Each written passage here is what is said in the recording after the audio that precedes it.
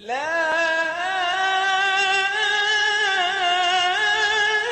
इलाहा इल्लल्लाह।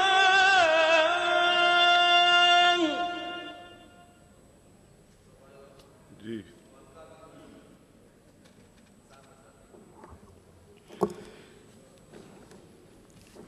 बिस्मिल्लाहिर्रहमानिर्रहीम। सबसे पहले तो मैं ये गुजारिश करूँगा स्पीकर साहब के बहैसियत लीडर ऑफ द अपोजिशन ख़ास तौर पे मुझे जहाँ पर अपने अपोजिशन के बेंचेस के अरकान की नुमाइंदगी करनी है वहीं पर हुकूमत के भी वज़रा और मेंबरान का जवाब भी देना है।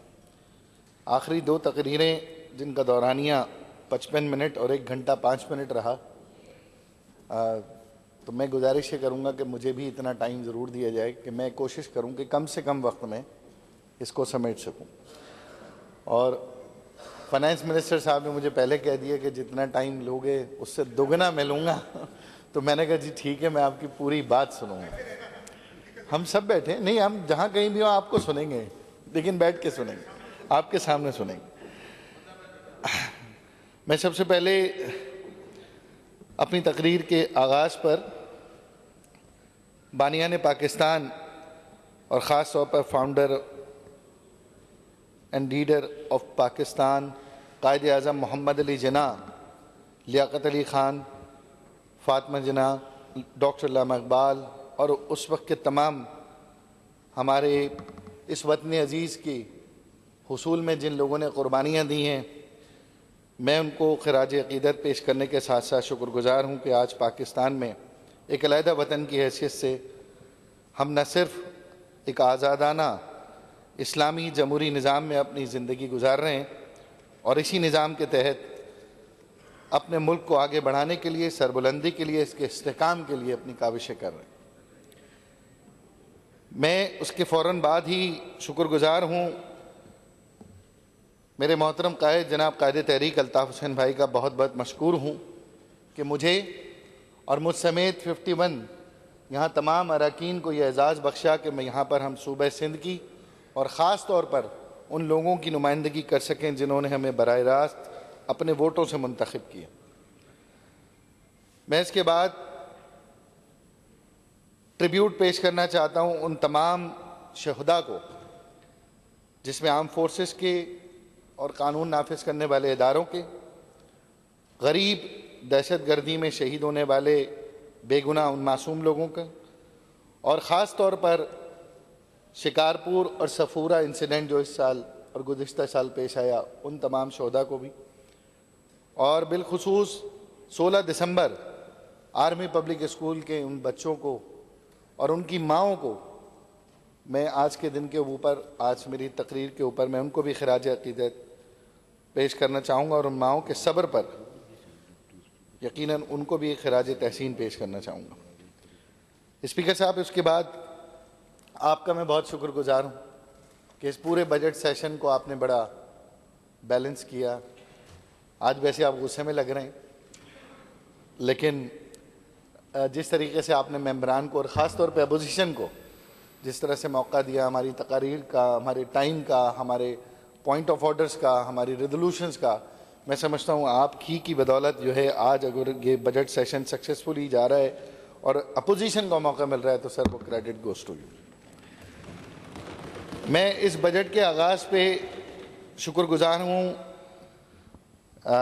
हमारे काउंसलेट, कोरियन काउंसलेट का, जापानीज़, यूएसएड, यूएनडीपी, कि अगर इस बजट में इन तमाम हमारे फॉरेन असिस्टेंट पार्टनर्स और उनकी एड नहीं होती तो शायद सिंध गवर्नमेंट उन चैलेंजेस से मुकाबला करने की जो चैलेंजेस दरपेश थे गवर्नमेंट को, वो शायद उसमें उस तरीके से जिस हद तक भी कामयाबी हासिल हुई वो शायद हासिल ना हो सकती। मैं अपनी बजट तजावीज़ में Karachi chamber of commerce, federal chamber, small traders, NGOs, association of builders and developers, काटी और तमाम इंडस्ट्रियल एसोसिएशंस का मैं बहुत शुक्रगुज़ार हूँ कि उन्होंने मेरी स्पीच से पहले मुझे वो तमाम तजावीज़ जो है ना वो ईमेल की, मुझे टेलीफोन किए और मुझे उन तमाम बजट हाइलाइट्स के ऊपर अपना इनपुट दिया। सर, बजट आगाज में ही जैसे ही मुराद अली शाह साहब ने पेश किया था तो मेरी पार्टी का बड़ा वाज़ेह मौक़िफ़ है और बजट को पेश करते ही हमने अपना ये मौक़िफ़ दिया था कि इस बजट को हम मुकम्मल और यकसर तौर पर मुस्तरद कर चुके हैं। और जब हमने अपना मौक़िफ़ दिया तो हमने सिर्फ एक बात कही, एक बात ये कही कि ये बजट देही और शहरी सिंध की माली तकसीम पर है और हम इस माली तकसीम के खिलाफ हैं। और जब हम बात कर रहे हैं शहरी और देही, तो मैं ये वाज़ेह करता चलूं कि जहां पर शहरी इलाकों के साथ ज्यादती हुई है वहीं पर इस बजट में देही सिंध के खिलाफ भी जुल्म हुआ है। इस बुनियाद पर हमने इस बजट को मुस्तरद किया। बकौल जॉन एलिया के कि है ये बाजार झूठ का बाजार, फिर यही जिन्स क्यों ना तोले हम, करके एक दूसरे से अहदे वफा, आओ कुछ देर झूठ बोले हम। This is all about the budget. 2008 में अल्लाह ताला ने पाकिस्तान पीपल्स पार्टी को अवाम की ताकत से हुकूमत अता की। सर, 2008 से मैडम स्पीकर पहला बजट जो आपने पेश किया, और मैं यहाँ ये भी बात वाज़ेह करता चलूँ कि ये तमाम बजट के पॉइंट्स मेरे हुकूमत के तर्ज हुक्मरानी के खिलाफ ज़रूर हैं, पाकिस्तान पीपल्स पार्टी के खिलाफ नहीं, किसी जमात के खिलाफ नहीं है, आपके फ़लसफ़े और आपके मंशूर के खिलाफ नहीं है। उसकी हम कदर करते हैं, आपके मैनिफेस्टो की कदर करते हैं, आपकी नीयत की कदर करते हैं, आपकी कुर्बानियों की कदर करते हैं। लेकिन मेरी तकरीर में मैं इस बात का बड़ा ख्याल रखूँगा कि सिर्फ तर्ज हुक्मरानी को मैं निशाना बनाऊँ, जहाँ जहाँ अवाम के साथ ज़्यादती हुई है मैं उसकी निशानदही करूँ। 2008 से 2015-16 तक, और जो बजट अभी पेश हुआ इसको भी शामिल कर लें, तो 2 बजट ऐसे थे जिसमें आपके पास एनएफसी नहीं था। 2008 में 267 बिलियन और 2009 में 327 बिलियन। इन दोनों बजट में ना आपके पास एनएफसी था, ना ही आपके पास सेल्स टैक्स ऑन सर्विसेज के ऊपर इतनी बड़ी खतीर रकम थी। 18वीं तरमीम के डिवोल्यूशन का आगाज था और आपने 267 बिलियन और 327 बिलियन में उस बजट के अंदर जो आपने दावे किए हैं वो बजट स्पीच मेरे पास है। वो बजट स्पीच रिकॉर्ड का हिस्सा है जो 2008 और 2009 में इसी असेंबली में, पिछली बिल्डिंग में, जिसमें आपने कलाबें मिलाई थी कि आप क्या इनकलाब बर्पा करने जा रहे हैं, क्योंकि आपको एक बहुत अरसे बाद सिंध में हुकूमत का मौका मैसर आया। अगर मैं आपकी इस तमाम बजट के इन 7 सालों की अगर रकम को जमा करता हूं तो मैडम स्पीकर 2015-16 में हुकूमत सिंध को 7 सालों की तकमील के बाद 4094 बिलियन मिले थे। 4094 बिलियन जो 7 साल में आपको मिले थे, जिससे आपने सिंध के मुकद्दर को बदलना था, सिंध के लोगों की तकदीर को बदलना था, सिंध के लोगों के मसाइल को हल करना था। और मैं जब ये बात कर रहा हूं इस साल के बजट की, तो मैं ये भी बताते चलूं कि अक़वाम मुत्तहिदा के 50 रजिस्टर्ड ममालिक से ज्यादा बजट इस वक्त सूबे सिंध का है।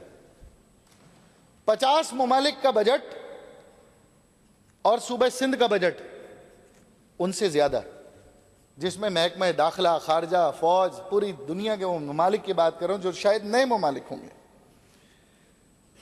और जब इस बजट को हम सिंध के लोगों की निगाह से देखते हैं तो फिर एक शेर अर्ज करता चलूं। अब ये शेर मेरी तरफ से नहीं, ये सिंध के लोगों की तरफ से, कि अब तो दर्द सहने की इतनी आदत हो गई है फराज, ये 7 सालों का हाल है। अब तो दर्द सहने की इतनी आदत हो गई है फराज, जब दर्द नहीं मिलता तो दर्द होता है। तो एक बजट के बाद जो दूसरे बजट की आपका ABS annual budget statement volume 1 से मैं अपनी बात का आगाज करूंगा और फिर दोबारा इस बात पे कहूंगा कि हमने इसे जो मुस्तरद किया उसकी बुनियादी वजूहात क्या है। यह है आपका एनुअल बजट स्टेटमेंट वॉल्यूम 1 और मैं चाहूंगा कि अगर ये मौजूद है तो पेज नंबर 3। इस पेज नंबर 3 में प्रोविंशियल रिसीट्स अगर आप देखें तो आपके पास 15 हेड्स हैं प्रोविंशियल रिसीट्स के, और उन 15 के 15 हेड्स में 13 हेड्स उन रिसीट्स के ऐसे हैं जो सिंध के शहरी इलाकों से जमा होते हैं, और 2 हेड्स ऐसे हैं शायद जिनका सिंध के देही इलाकों से ताल्लुक। मेरा यहां कतई ये मकसद नहीं है कि देही इलाकों में मौजूद जो गरीब हारी किसान और गांव में रहने वाले लोग हैं उन पर टैक्स लगाया जाए। मेरा मकसद यहां कहने का यह है कि जब मैं इसे देरी और सिंध की तकसीम, देही और शहरी की तकसीम करार देता हूं तो मैं वाज़े तौर पे कहता हूं कि 15 में से 13 हेड्स जो टैक्स वसूली के हैं वो शहरी इलाकों से हैं, और जो बड़ा टैक्स है जिसमें एग्रीकल्चर इनकम टैक्स है जो ना होने के बराबर है, जिसमें वाज़े तौर पे वडेरों और जागीरदारों को तहफ़्फ़ुज़ दिया गया। और जब मैं ये बात करता हूं मैडम स्पीकर, तो फिर मैं आपको ये बात दोबारा याद दिलाता चलूं कि इस बार का जो बजट है जो 739 बिलियन का एस्टिमेटेड बजट है, यही एस्टिमेटेड बजट फेडरल में भी आया है। इसी में 494 बिलियन का आपका estimated expectation from the federal government है। और जब एस्टिमेटेड बजट होता है, जब उसके बाद जब आप उसकी एग्जैक्ट एलोकेशन पे जाते हैं तो उसमें फर्क आता है। आपके पास भी ये मार्जिन होगा। तो ये इतना ह्यू एंड क्राई किस बात का कि फेडरल गवर्नमेंट से 50 अरब नहीं है, फेडरल गवर्नमेंट से 50 अरब नहीं है। ओ भाई 2010 के बाद आपको 120 अरब रुपए एनएफसी और सेल्स टैक्स ऑन सर्विसेज पे तकरीबन इजाफी मिल रहे हैं, जबकि मैं 2008 और 2009 की आपकी तकरीरों का हवाला दे चुका। और इसमें नया क्या है? 2008 से 2013 में जब फेडरल गवर्नमेंट आपकी भी थी तो यह शॉर्टफॉल इस परसेंटेज के हिसाब से हर साल रहा है। कभी भी फेडरल गवर्नमेंट से आपकी अपनी दौरे हुकूमत में भी आपको पूरा पैसा नहीं मिला और हमेशा शॉर्टफॉल रहा है। लेकिन आज इतनी बड़ी बड़ी तकरीरें, मतलब अपने सारी कारनामों को बयान करने के बजाय या अपनी रियलिस्टिक अप्रोच दिखाने के बजाय ट्रेजरी बेंचेस के एमपीएस फेडरल गवर्नमेंट भूल क्यों जाते हैं कि 5 साल पहले फेडरल गवर्नमेंट आप भी थे? भूल क्यों जाते हैं कि 2008 से 2013 तक शॉर्टफॉल आपकी फेडरल गवर्नमेंट के दौर में भी रहा? मैं ट्रेजरी बेंचेस के इस एक्सक्यूज को मुस्तरद करता हूं। फिर मैं जब एनएफसी और सेल्स टैक्स ऑन सर्विसेज की बात करूंगा तो मैं जहां क्रेडिट आपको दूंगा कि जहां आपने पूरी दिल जमई से क्रेडिट लिया, वहां आपसे पहले जिन्होंने स्ट्रगल की मैं सरदार साहब को भी क्रेडिट दूंगा। मैं एनकेएम के उस एमपीएस को, उस वक्त के एमपीएस को भी क्रेडिट दूंगा कि सेल्स टैक्स ऑन सर्विसेज के ऊपर जितना सरदार साहब ने काम किया है वो किसी से ढका छुपा नहीं। और 1988 कायदे तहरीक मोहतरम जनाब अल्ताफ हुसैन भाई की किताब सफर जिंदगी को भी कोट करते हुए कहूंगा कि ये कॉन्सेप्ट तो कायदे तहरीक अल्ताफ हुसैन भाई ने मजबूत सूबाई खुद मुख्तारी का कॉन्सेप्ट 1988 में दिया था, जिसके ऊपर अब जाकर अमल हुआ है। सरदार साहब आपने एक चीज और इसका भी बुनियाद डाल दी कि सेल्स टैक्स ऑन गुड्स।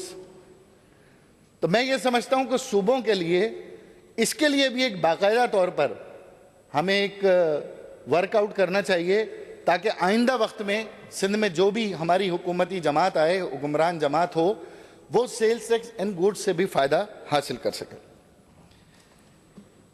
अब जब मैंने एनुअल बजट स्टेटमेंट दिया तो मैडम स्पीकर मैं एक बात और बताता चलूं, इस एनुअल बजट स्टेटमेंट की एक और खुसूसियत यह है कि इसके अंदर 3 तरह के हेड्स हैं टैक्सेस के।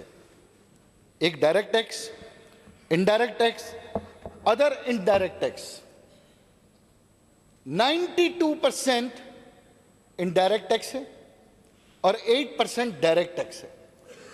ये तो पूरी दुनिया में एस्टैब्लिश है कि जितना इनडायरेक्ट टैक्स आप लगाएंगे आम आदमी उतनी मुश्किलात में आएगा, आम आदमी उतनी तकलीफ में आएगा। आम आदमी का कभी भला नहीं होगा जब तक कि आप इनडायरेक्ट टैक्स लगा देना। आप पूरे बजट स्पीच में तकरीरें करते रहें, आप एजुकेशन पे, हेल्थ पे, स्पोर्ट्स पे, यूथ पे, हर चीज पे बात करें। जब तक टैक्स फिस्कल पॉलिसी जिसमें डायरेक्ट टैक्स को आप बढ़ाएंगे नहीं, जब तक आप आम आदमी को रिलीफ देने का दावा कर भी कैसे सकते हैं। फिर इस हेड में मैं एक और भी बात बताता चलूं कि इसमें जो एग्रीकल्चर इनकम टैक्स जिसकी हम वकालत करते हैं, जिसकी सरदार साहब ने बड़ी तफसीली 4 क्रॉप्स के साथ बताई है, तो उसमें हम इस तासुर को मुस्तरद करते हैं कि गरीब फार्मर, छोटे किसानों के ऊपर ये टैक्स है। सरदार साहब की 4 क्रॉप्स की कैलकुलेशन में 50% ऑफ द क्रॉप्स गरीब किसानों को अलहदा करने के बाद बाकी 50% के ऊपर जो मार्केट में सेल होगी, जो शहरी इलाकों में सेल होगी, जो गवर्नमेंट के रेट पे सेल होगी, जिसका पैसा मखसूस खानदानों के अंदर जाएगा, हमने उस पे टैक्स की बात की है। और टैक्स की भी बात नहीं की सर, आपने सिर्फ 5% विदहोल्डिंग टैक्स की बात की है, जिसकी रकम 10 अरब रुपए बनती। अगर 10 अरब रुपए वो शामिल कर लेते जो हमने अपने शैडो बजट में पेश किया था, तो आज आपका डायरेक्ट टैक्स 16% होता और इनडायरेक्ट टैक्स आपका 84% होता। तो आप दावा कर सकते थे कि आपने आम आदमी के लिए कुछ किया। मैं यहां पर एक खौफनाक इंकशाफ और करना चाहूंगा, और मैं चाहूंगा कि ये पूरे सिंध की आवाम को भी बात पता होनी चाहिए और हुकूमत को भी पता होनी चाहिए। इस एनुअल बजट स्टेटमेंट में एक हेड है इलेक्ट्रिसिटी, और इसके आगे लिखा है 2014-15 में 4000 मिलियन। और मैंने जब ये हेड देखा तो मैंने अपना बिजली का बिल देखा, तो मेरे बिजली के बिल पे भी इलेक्ट्रिसिटी ड्यूटी लिखा हुआ था।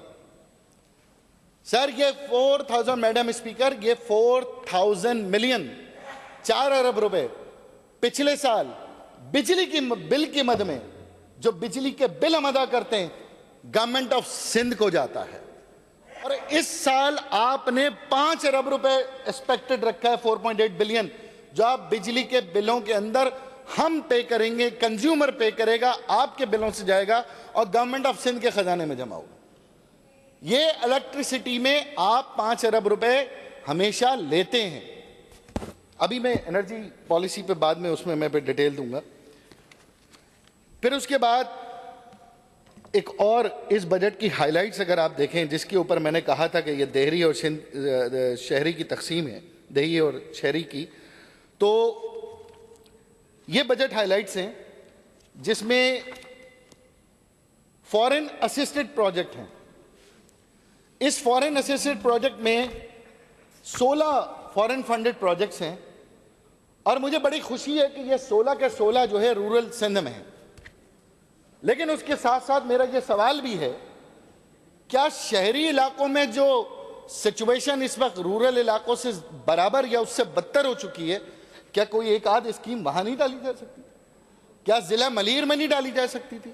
क्या लियारी में नहीं शिफ्ट की जा सकती थी? गडाब बिन कासिम में नहीं शिफ्ट की जा सकती? छोड़ दें आप एमकेएम के इलाके, लेकिन शहरी इलाकों में भी ये फॉरेन फंडेड स्कीम्स अनाउंस की जा सकती थी। मैं फिर उसके बाद जब मेगा प्रोजेक्ट्स की डिटेल पर आऊं तो वो 50 के करीब हैं, और इन 50 के अंदर 4 जो शहरी इलाकों से ताल्लुक रखते हैं वो वही हैं जो 2008 से मैं आपकी तकरीर में सुनता चला रहा हूं, जिसमें K4, जिसमें S3, जिसमें पैसेंट MGD, जिसमें पंपिंग स्टेशन की रिवैम्पिंग रिहेबिलिटेशन 2008 से सुनता चला रहा हूं। ये 2009 की मेरे पास तकरीर है जिसमें आपने K4 के कमिटमेंट किए। ये 2009 की मेरे पास आपकी स्पीच है जिसमें आपने 65 MGD की कमिटमेंट किए। फिर मुझे कहीं ये भी लगा कि आपने इस बार आपकी फिस्कल पॉलिसी में मजीद आपने सेल्स टैक्स 17 मजीद एजेंसियों पर, जो 17 मजीद सर्विसेज के सेक्टर हैं, पेज 45 है, जिसमें आपने उसमें इम्पोज कर दी। अब आप बताएं कि आपने बड़ी अच्छी बात की खालिद इफ्तिखार ने कि कमीशन एजेंट से भी कमीशन लेने शुरू कर दिए। फिर इसी तरह कॉपीराइट और इंटेलेक्चुअल प्रॉपर्टी राइट सर्विस के ऊपर आप 10% ले रहे हैं। मैडम स्पीकर, ये बिजनेसमैन यहां बैठे हैं, मैंने आईपीआर पे बड़ा काम किया, इंटेलेक्चुअल प्रॉपर्टी राइट्स पर। सिंध हुकूमत में किसी को माजरत के साथ मालूम भी है कि इंटेलेक्चुअल प्रॉपर्टी राइट्स के निफाज के ना होने की वजह से कितने अरब रुपए का नुकसान है पाकिस्तान को? क्या कोई इमेजिनेशन है कि कितने अरब रुपए का नुकसान होगा? मैं आपको सिर्फ इसकी एक मिसाल देता हूं। माइक्रोसॉफ्ट ने इंडिया में बिलियंस ऑफ डॉलर की वो यूनिवर्सिटी एस्टैब्लिश की है, जो हमारे मुल्क में इसीलिए एस्टैब्लिश नहीं हुई कि हमारे यहां आईपीआर लॉस नहीं। आप आईपीआर पे 10% ले रहे हैं। मुझे ये बताइए, आपकी पुलिस के पास एफआईआर के सेक्शन कौन से हैं जिसमें आईपीआर के ऊपर वो कार्रवाई करेंगे? पूरी दुनिया की 2 नंबर प्रोडक्ट्स हमारे सूबे में बनती हैं। आज तक कभी किसी ने कार्रवाई की? हर पेप्सी की 2 नंबर पेप्सी हमारे यहां है। गोश्त का 2 नंबर गोश्त हमारे यहां है। अफसोस के साथ कहना पड़ा कि मुझे तो गधे और पता नहीं किस किस के गोश्तों की खबर मिली। शरबत, रमजानों की जो प्रोडक्ट्स हैं उसकी भी 2 नंबर प्रोडक्ट्स हैं हमारे पास। तो आपके पास इसकी लीगल इंप्लीमेंटेशन क्या है जो आपने इसके ऊपर भी 10% लगा दी? इसलिए लगा दिए कि पंजाब ने 16% लगाया।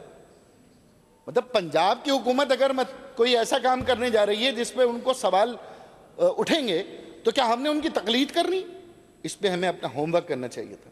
आप इससे ज्यादा पैसे ले सकते थे, आप इससे ज्यादा पैसे कलेक्ट कर सकते थे अगर आप इस पे होमवर्क करते। फिर utility bill collection bye banks and NADRA 14% इस पे भी लगा दिया, क्योंकि फेडरल ने 16% रखा है। अब ये अजाब भी कंज्यूमर के ऊपर है। फिर रेडी मिक्स कंक्रीट सर्विसेज के ऊपर 14%। अब आप ये बताइए, रेडी मिक्स कंक्रीट खरीदेगा तो बिल्डर, शिफ्ट किस पर होगा? शिफ्ट कंज्यूमर पर होगा।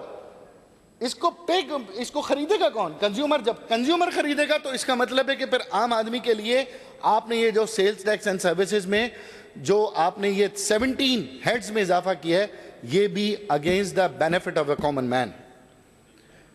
मैं फिर एक और बात आपसे यहां यह भी कहना चाहूंगा। ये मेरे पास प्रपोजल है आबाद का, association of builders and developers of Pakistan.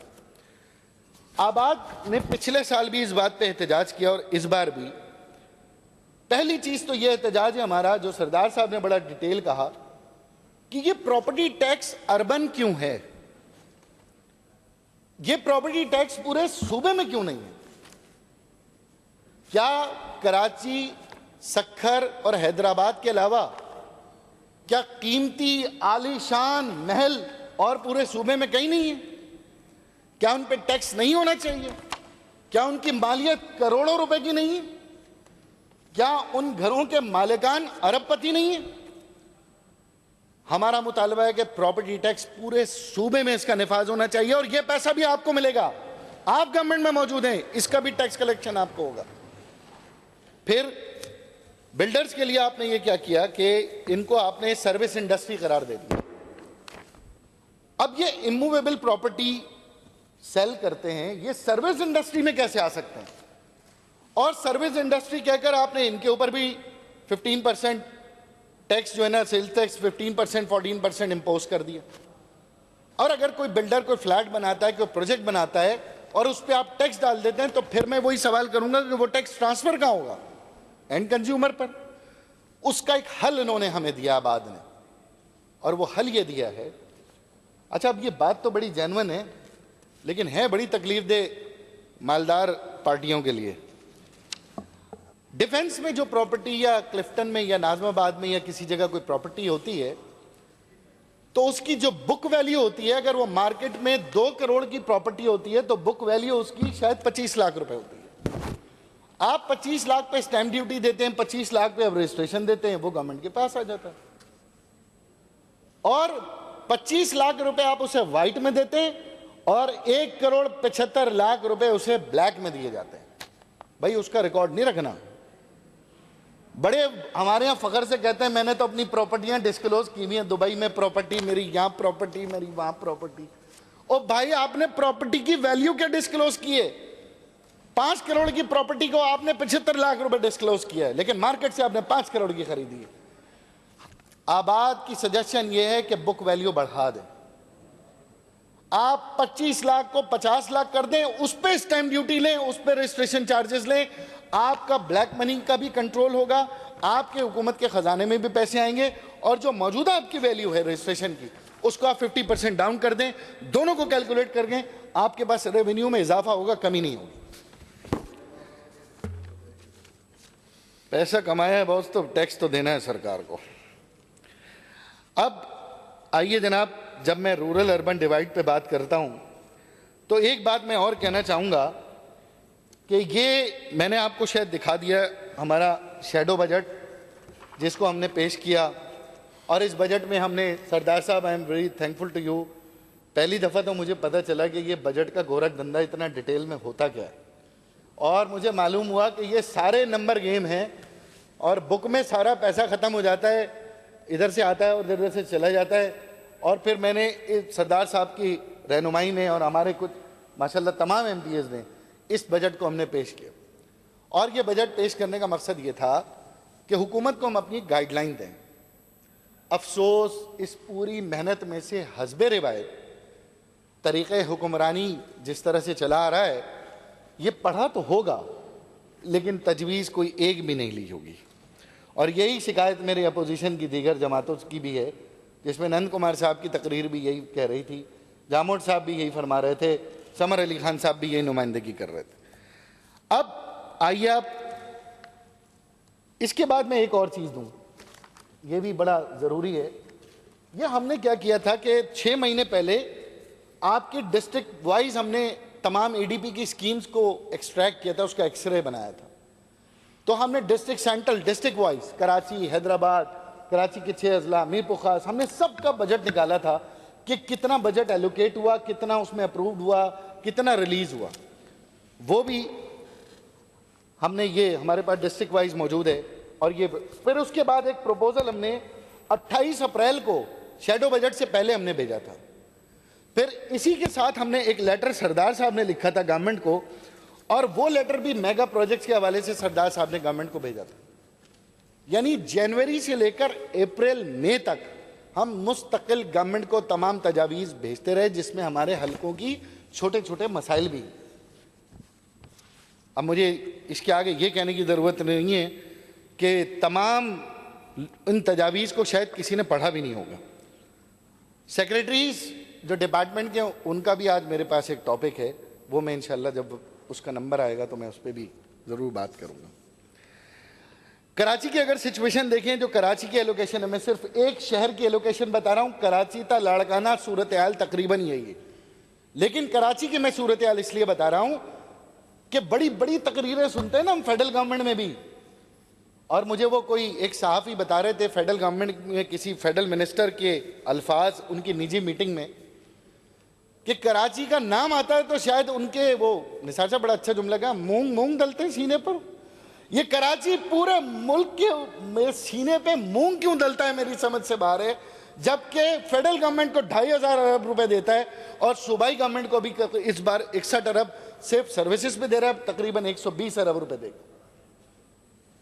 लेकिन कराची के साथ जो ज्यादती होती है वो मेरे पास कराची चैम्बर ऑफ कॉमर्स की एक डिटेल इन्फो एनालिसिस है, वो मैं आपके सामने पेश करना चाहता हूं। ये एनालिसिस ये जनाब के पहले तो जो सबसे इंपॉर्टेंट सेगमेंट है इस पूरे का मैं शॉर्ट करूंगा, वो ये कहते हैं जनाब कि क्या इस गैर मामूली शहर के लिए गुज़िश्ता 7 साल में आज तक कोई गैर मामूली इक़दामात नहीं किए गए। ये मैं बिजनेस कम्युनिटी की नुमाइंदगी भी कर रहा हूं। एक मेगा सिटी जिसकी आबादी 2.5 करोड़ से ऊपर, जिसका अर्बनाइजेशन रेट पूरी दुनिया में सबसे ज्यादा, पूरी दुनिया में अर्बनाइजेशन रेट ज्यादा। आप देखें, सवात ऑपरेशन हुआ, यहां पर बढ़ गया, हमारे पास फ्लड आता है, यहां पे शेल्टर लेते हैं, क्योंकि इस शहर की डायनामिक्स ऐसी है कि यहां लोगों को रोजगार मिलता है, यहां लोगों को शेल्टर मिलता है, लोग यहां आकर भूखे नहीं मरते। तो इसकी आबादी जो है 1998 के सेंसस से लेकर अब ये 150 गुना बढ़ चुकी है। और ये शहर मैं आपको ये भी बताऊं कि आबादी के लिहाज से दुनिया का तीसरा बड़ा शहर है, तीसरा बड़ा शहर। और फिर दोबारा ये कहूंगा कि शायद 100 से ज्यादा ममालिक से ज्यादा आबादी सिर्फ इस शहर में। अब इस शहर का हाल क्या है, इसके रोड्स कैसे हैं, वाटर एंड सेवरेज, कचरे का ढेर, बिजली का इशू, पानी का issue, law and order, transport, 35 के 35 डिपार्टमेंट उठा लें हुकूमत सिंध के। इस शहर की मिसाल अपनी जगह आप है, मुनफरिद है। फिर मैं ये भी कहना चाहूँगा मैडम स्पीकर कि एक एनालिसिस ये है और बड़े सुनने वाली बात है, और मैं चाहूँगा कि ये हमारे फाइनेंस डिपार्टमेंट के मोअज़्ज़िज़ हजरात अगर बैठे मुराद अली शाह साहब की इजाज़त से तो वो बड़े बगौर सुने। 1998 में कराची की आबादी थी 9.9 मिलियन और आज की तारीख में इसका एलोकेशन पर कैपिटा एलोकेशन है वो है 5,024 रुपए। मैडम स्पीकर, 5,024 रुपए आज की एलोकेशन है और सेंसस है 1998 का। इसी तरह से हैदराबाद 1998 6 मिलियन 6,617 रुपए, सक्खर 3.4 मिलियन 8,000 रुपए, मीर पुखार 3.6, लाड़काना 4.3 7,800 रुपए। लाड़काना की आबादी में 1998 के सेंसस की बता रहा हूं मैं आपको। तो अगर सिर्फ आज की एलोकेशन कराची के देखें, जो 1998 की पॉपुलेशन जो 9.9 मिलियन है, आज उसको 5,000 रुपए मिल रहे हैं, तो आज की पॉपुलेशन तो 2.5 करोड़ से ऊपर चली गई है। तो इसका मतलब है कि सिर्फ 2,000 रुपए पर कैपिटा एलोकेशन, 2,000 रुपए पर कैपिटा एलोकेशन, जो मैं समझता हूं पूरी दुनिया के अंदर सबसे कम एलोकेशन हो, दुनिया के तीसरे बड़े शहर के लिए। क्या बड़ी बड़ी बातें करते हैं कि हमने एडीपी में 42 अरब रुपए रख दिए, 50 अरब रुपए दिए। आपने जितने पैसे भी रखे, पिछले साल की उनकी रुदाद भी मैं आपको सुनाऊंगा, वो एक्सरे भी मैंने किया, वो पोस्टमार्टम भी मैंने किया। अगर आप ये पैसे भी पूरे खर्च कर देते तो पर कैपिटा एलोकेशन आपकी 2,000 रुपए होती, जो शहर के लिए नाकाफी है। हमारा मुतालबा है आपकी एडीपी सिंध की 50% आबादी रखने वाला शहर को 50% एडीपी दी जाए, 50% एडीपी सिंध के इस शहर पे रखी जाए जो सिंध का 50% आबादी होल्ड करता है, और इसमें तमाम कौमियतें और तमाम पॉलिटिकल पार्टीज हैं। ये पैसा इनकम को नहीं मिलेगा, ये पैसा मिनी पाकिस्तान को मिलेगा और उस शहर को मिलेगा जो विफाक को 2,500 अरब रुपए टैक्स देता है। मैं इसके बाद एक बात और कहना चाहूंगा। बड़ी अच्छी तकरीर करते हैं निसार भाई, यानी निसार भाई का जो अंदाज़ गुफ्तगू है मैडम स्पीकर, मैं तो इतना इम्प्रेस होता हूं।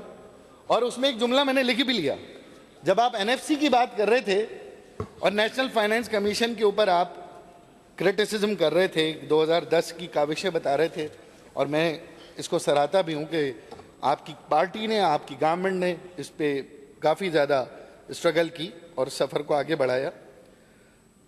लेकिन सर, क्या ये अजीब सा नहीं लगता, थोड़ा बुरा सा नहीं लगता कि जब हम विफाक को खड़े होकर सूबों से ललकारते हैं तो हम सूबे में खड़े होकर जिलों की आवाज नहीं सुन सकते? जब हम लाड़काना की, खैरपुर की, शिकारपुर की, कराची की ये आवाज नहीं सुन सकते?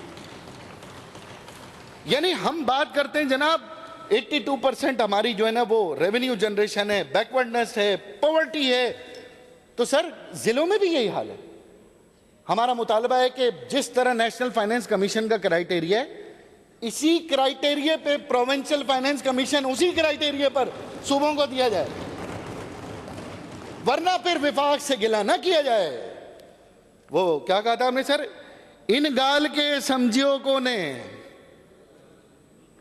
इन गाल के समझो कोने सर एनएफसी के ऊपर शोर करते हैं, लेकिन प्रोविंशियल फाइनेंस कमीशन पे सन्नाटा, सुकून, कोई आवाज नहीं। और फिर मैं यहां सरदार साहब का एक फार्मूला कोट करूंगा, जो सरदार साहब ने कहा था कि 57% आप डिस्ट्रिक्ट को इस फार्मूले के तहत दें और 42% गवर्नमेंट अपने पास रखें।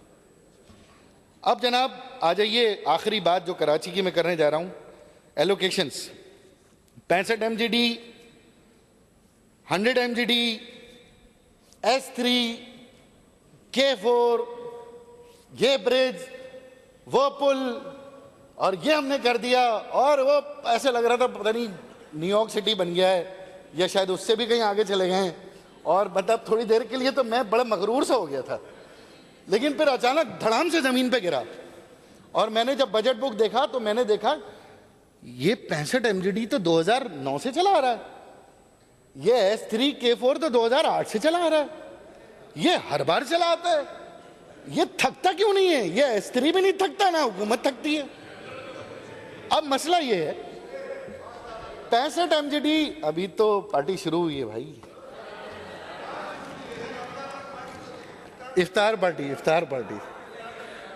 नहीं वो, अच्छा बेचैनी शुरू हो गई ना, अजीब सी बेचैनी शुरू हो गई। जैसे जैसे तकरीर बढ़ती जा रही है वैसे वैसे बेचैनी भी बढ़ती जा रही है। तो आप लोग मुजाहरा कर सकते हैं, वोटिंग कर सकते हैं, बड़े तहम्मुल से सुना जा रहा है, मैं तो समझती हूँ बड़े तहम्मुल। अच्छा 65 MGD की रुदात सुनिए मैडम स्पीकर, 65 MGD बड़े तहम्मुल से सुना जा रहा है।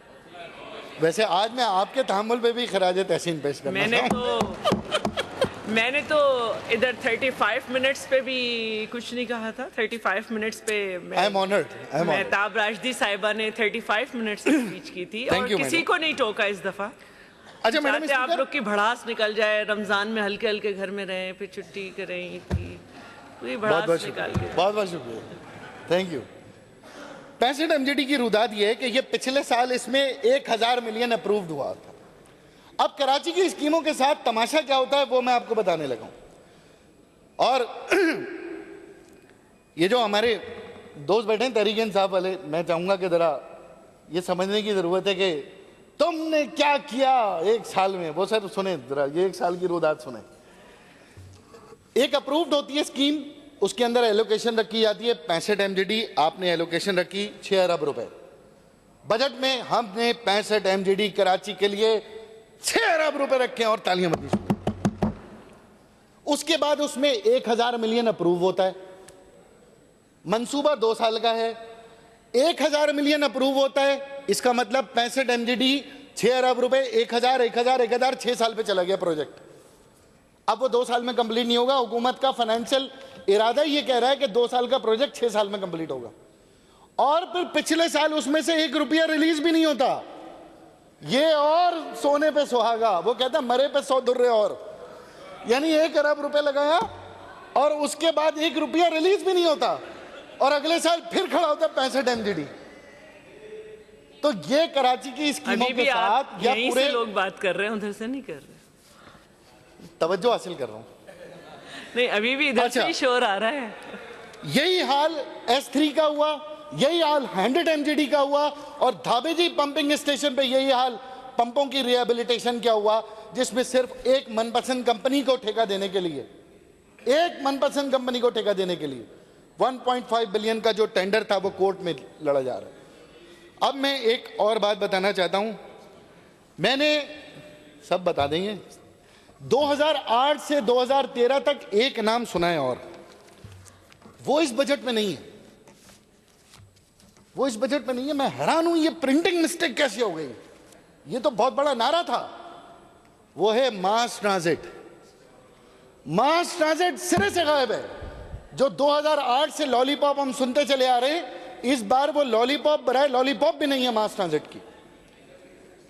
फिर कराची सर्कुलर रेलवे, एक ये बड़ा प्यारा नारा है भाई, KCR, हम कराची सर्कुलर रेलवे और फेडरल गवर्नमेंट तुम्हारी ऐसी की तैसी, फेडरल गवर्नमेंट ये, फेडरल गवर्नमेंट वो, और पिछले 5 साल फिर वो फेडरल गवर्नमेंट अपनी थी, फिर उसके बाद दूसरी आ गई। मैं आपको बताता हूं कराची सर्कुलर रेलवे की हकीकत क्या है। जायका ने रिजेक्ट कर दिया, रिजेक्ट, मुस्तरद कर दिया आपको पैसा देने के लिए आप, और ये मुस्तरद जो उन्होंने किया है ये 2011 और 12 में किया है। और मुझे समझ में नहीं आता कि आज भी कराची सर्कुलर रेलवे एक बजट के अंदर रिफ्लेक्ट कर रहे हैं हम किसको धोखा दे रहे हैं, अपने आप को धोखा दे रहे हैं, सिंध के लोगों को धोखा दे रहे हैं, इस मुल्क के लोगों को धोखा दे रहे हैं। अब मैं एक शीट आपको दिखाना चाहता हूं जो सुनकर और देखकर अपनी तकरीर का कराची पॉइंट पर मेरा इख्तिताम हो जाएगा। ये हमारे कराची पॉइंट पे सिर्फ ये हमारी ऑनगोइंग स्कीम्स हैं सिंध के तमाम अजला में, तमाम अजला में। ये हमारी ADP स्कीम्स हैं सिंध के तमाम अजला में, तमाम अजला में, गवर्नमेंट चाहे तो मैं दे सकता हूं। और ये वो डिलीटेड स्कीम्स हैं जो कराची हैदराबाद में, ये वो डिलीट कर दी गई हैं स्कीम जो पिछले साल अप्रूव की गई थी। ये लिस्ट भी मेरे पास मौजूद है जो मैं सहाफियों से भी शेयर करूंगा और हुकूमत से भी शेयर करूंगा। फिर उसके बाद मैडम स्पीकर, इन तमाम तजावीज़ देने वालों का बड़ा शुक्रिया, ख़ास तौर पे यहाँ पर हमारी बिजनेस कम्युनिटी के एक दोस्त बड़े मोहतरम बैठे हैं, मजीदी साहब। इन तमाम तजावीज़ देने वालों को मेरी तरफ से एक शेर पेश कर दें। बिखर रहे हैं मेरी जिंदगी के तमाम वर्क, न जाने कब कोई आंधी उड़ा के ले जाए। बजट को मैं आंधी कह रहा हूं। बिखर रहे हैं मेरी जिंदगी के तमाम वर्क, न जाने कब कोई आंधी उड़ा के ले जाए। मैं कब तक दूसरों के दुख संभाल के रखूं फराज, जिसके हो वो अपनी निशानी बता के ले जाए। तो ये आपकी तजावीज़ का जो हाल हुआ है वो ये है। आगे मैं चलना चाहता हूं थरकोल। मैडम स्पीकर, ये ब्रेकिंग न्यूज़ दे रहा हूं मैं आपको। टिकर तो सारे चल रहे हैं सर। ये ब्रेकिंग न्यूज़ है थरकोल। थरकोल 2008 से हम सुनते चले आ रहे हैं थरकोल। अब इस थरकोल की बड़ी खौफनाक स्टडी मेरे पास मौजूद है। इसके लिए मैंने डिप्लोमेट से भी रब्ता किया है, इसके लिए मैंने एक्सपर्ट से भी रब्ता किया है, इसके लिए मैंने कोल इंपोर्टर से भी रब्ता किया है, इसके लिए मैंने उन कंपनीज से भी इंटरनेट के जरिए कम्युनिकेशन की है जो कि कोल से एनर्जी डेवलपमेंट करते हैं। ये प्रोमिसेस हमारे पास ये भी 2008 से चलता चला आ रहा है। और ये मेरा ख्याल है जो सूरत हाल आज है, जो हकीकत मैं बताने जा रहा हूं, मुझे लगता है कि ये तो मेरी आखिरी सांस तक यही स्टोरी चलती रहेगी और इसमें 1 मेगावाट का इजाफा नहीं होने वाला। अगर मैं 2012 का आपका बजट कोट करूं, 2013 का आपका बजट कोट करूं, 2014 का आपका बजट कोट करूं, तो थरकोल के ऊपर 50 अरब रुपए से जायद खर्च हो चुके हैं। 50 बिलियन रुपीस थरकोल से खर्च हो चुके हैं और $110 मिलियन आपके दौर में फेडरल गवर्नमेंट से एक्सपेंस हो चुके हैं या हो रहे हैं। अब इस थरकोल में इस बार गवर्नमेंट ने थोड़ी समझदारी का मुजाहरा किया। ये शैम कौन था? इस बार गवर्नमेंट ने इस थरकोल में थोड़ी सी समझदारी का मुजाहरा यह किया कि इस बार बजट में जिक्र जरूर है थरकोल का, अगर आप उर्दू का सफ़ा नंबर 30 देखें, लेकिन इस बार इतनी खूबसूरती से सिंध गवर्नमेंट ने थरकोल को निकाला है, वो जैसे होता है ना डी से पहले पास दे देते हैं, आप पास दे दिए यूं करके। इस बार रकम कोई नहीं है। इस बार वो मैं लाइनें पढ़ना चाहूँगा, बड़ी तारीखी लाइनें थरकोल की, वो ज़रूर मैं बजट स्पीच से पढ़ूंगा। हुकूमत सिंध थरकोल डेवलपमेंट को तवानाई की किल्लत दूर करने के लिए संगम मील ख्यार करती है, जिसके लिए हुकूमत सिंध ने कई इक़दाम किए हैं और गुज़िश्ता 6 वर्षों में मुख्तलिफ मेगा प्रोजेक्ट्स, उनकी तहकीक पे 30 अरब रुपए खर्च किए। अब ये बताएं, सिर्फ रिसर्च पर 30 अरब रुपए खर्च हो गए। अब भाई ये 1 अरब रुपए मजीद अजीज को दे देते या आपको पूरी रिसर्च करके दे देते। अच्छा जी, इंफ्रास्ट्रक्चर प्रोजेक्ट्स की तनसीब अमल में लाई गई, जैसा कि एयरपोर्ट तामीर, बंदरगाह, थरकोल फील्ड तक भारी मशीनरी की मुंतकिली के लिए सड़कों को चौड़ा करना, उनकी तामीर, पानी की फराहमी, रिवर्स ऑस्मोसिस और पता नहीं दुनिया जहान और वफाकी हुकूमत का ताउन रहेगा। ये थरकोल एंड हो गया आपका। ये बॉल इन्होंने ली और ये पास कर दी गवर्नमेंट ने। अब इस थरकोल की रियलिटी क्या है? अब सुने जनाब, breaking news. There is no reality, this is the reality of the Thar coal. There is no reality. मैं टेक्निकल जाऊंगा, मैं बजट पे सर मैं सुनूंगा।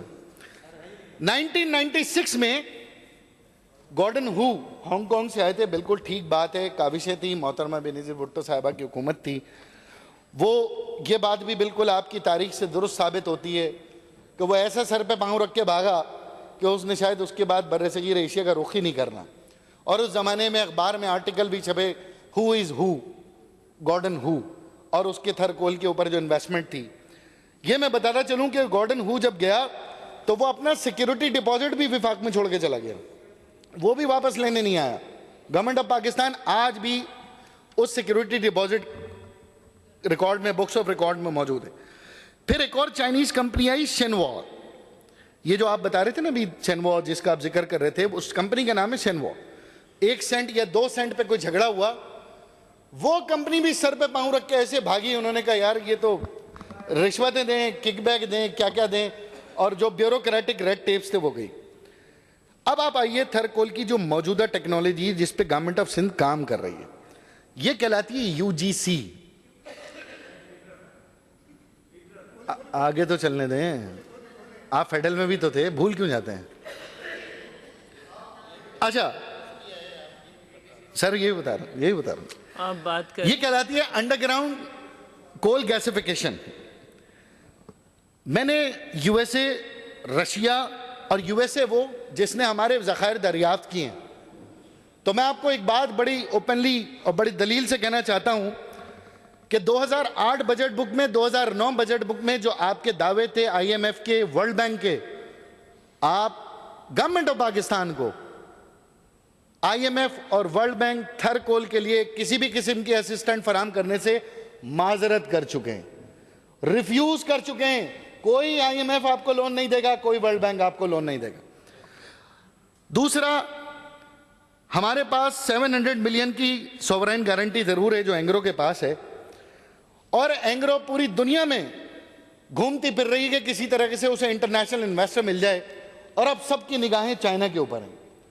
और चाइना में ऑलरेडी 500 से ज्यादा ये प्लांट चल रहे हैं जिस पे प्रायोरिटी चाइना है, पूरी दुनिया की प्रायोरिटी चाइना है, पूरी दुनिया का इन्वेस्टर चाइना है, कोल चाइना है, पहले नंबर पे चाइना प्रायोरिटी है, उसके बाद पाकिस्तान का नंबर आएगा तो आएगा। अब ये जो यूजीसी है, अंडरग्राउंड कोल गैसिफिकेशन, तो मैं जब ये पढ़ रहा था तो मैडम स्पीकर मुझे ये पता चला कि ये टेक्नोलॉजी तो 100 साल पुरानी है, 100 साल पुरानी टेक्नोलॉजी है, और इस टेक्नोलॉजी पे पूरी दुनिया, रशिया इसको छोड़ चुका, चाइना इससे जान छोड़ा चुका, अमेरिका इससे जान छोड़ा चुका, हमने गले से लगा लिया। देखिए कौन है हमारा मशवरा देने वाला, वो कौन है ये एडवाइजर हमारे पास जो थर कोल का जो डिजाइन लेकर आया, जो 100 साल पुरानी टेक्नोलॉजी हमें देके, मतलब हमें निपटा के चला गया इसमें।